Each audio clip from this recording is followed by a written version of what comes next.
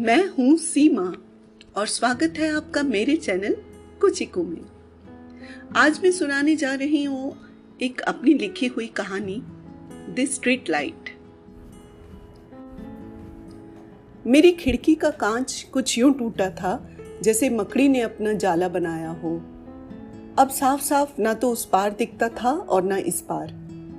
कई रोज से सोच रहा था कि इस पर एक मोटा पर्दा डाल दूं।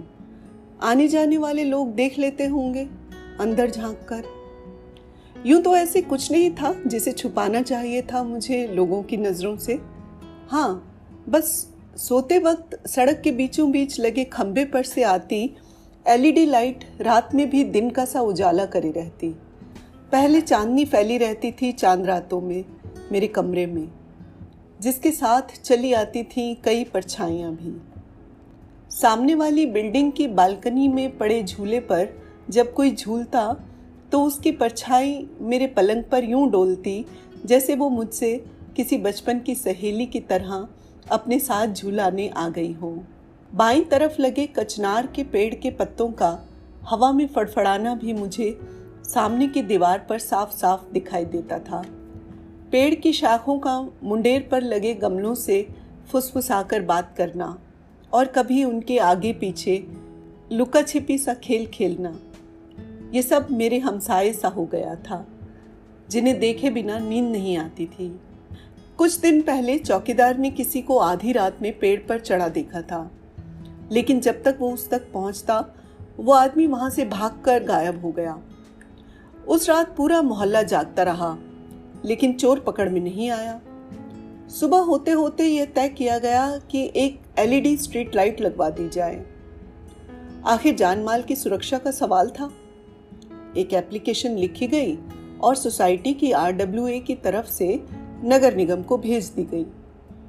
अगले महीने में निगम के इलेक्शन होने थे, सो मेयर साहब ने मामले की गंभीरता समझते हुए फौरन आदेश पास कर दिया।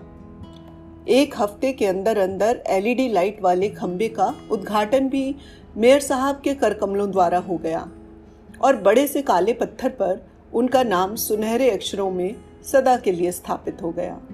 नई स्ट्रीट लाइट लग जाने से सभी बहुत खुश थे सिवाय मेरे। अब इस लाइट के सामने चांदनी सहम सी जाती है, एक नन्हे बच्चे की तरह, और जो पहले बेधड़क चली आती थी मेरे खिड़की से कमरे तक, अब वो दूर आसमान पर ही रहती है, चांद के पीछे दुबकी हुई सी।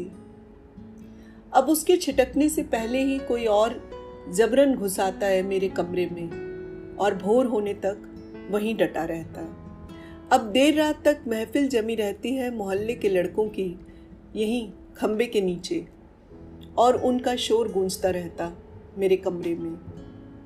बच्चों ने रात में बैडमिंटन खेलना शुरू कर दिया।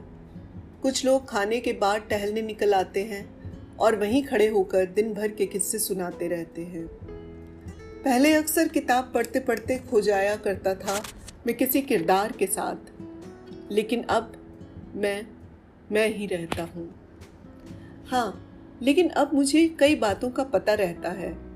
मसलन मोहल्ले में आज दिन भर में क्या हुआ, किसके घर लड़ाई हुई या किसे नौकरी मिली, किसके यहाँ मेहमान आए या किसका किसके साथ इश्क चल रहा है।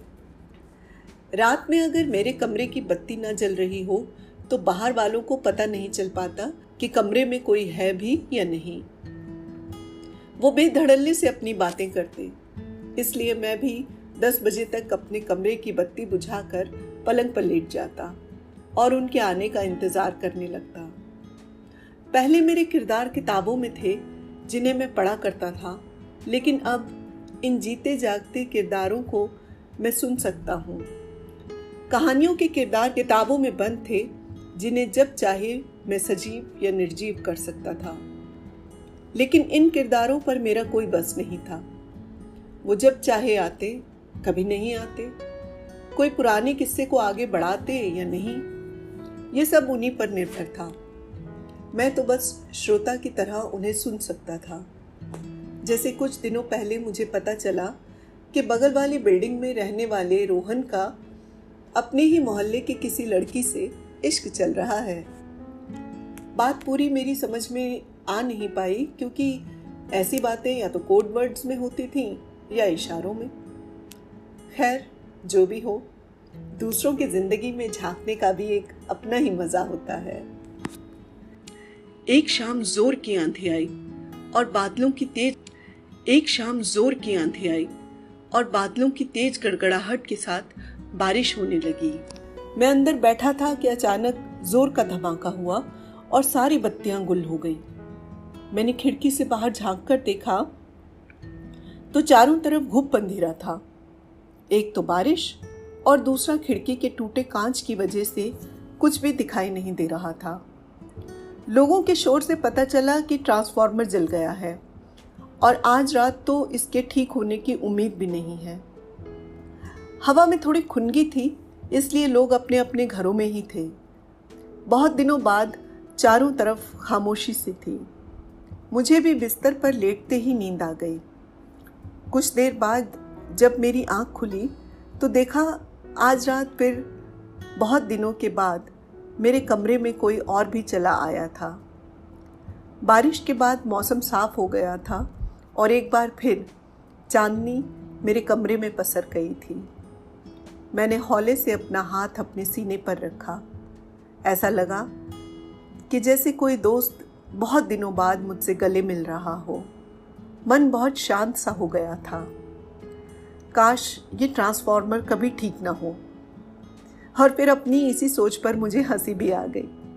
भला आज के समय में बिना बिजली के कोई काम संभव है? अच्छा, तो कम से कम ये स्ट्रीट लाइट ही खराब हो जाए। मैंने मन ही मन फिर एक और दुआ की।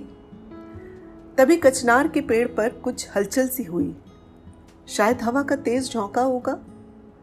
नहीं, हवा तो बिल्कुल रुकी हुई है। फिर ये डाल क्यों हिल रही है? उस पर रेंगती हुई किसी आदमी की परछाई दिखाई दी। मुझे चोर का किस्सा याद हो आया। मैं थोड़ा चौकन्ना हो गया। खिड़की से बाहर देखने की कोशिश की तो कुछ समझ नहीं आया। कुछ पलों के बाद वो परछाई पेड़ की शाख को पकड़े ऊपर की ओर चलने लगी। अरे ये क्या? वो तो सामने शुक्ला जी के घर में कूद गई। आजकल वो यहाँ हैं भी नहीं।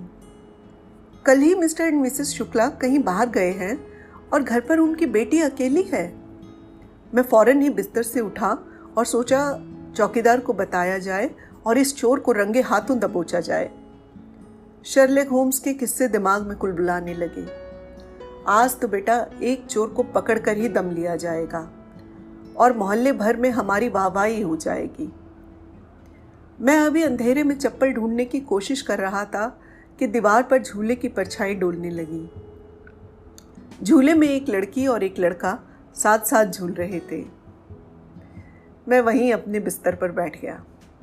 झूले के पास आती और दूर जाती परछाई मुझे बहुत कुछ समझा गई थी।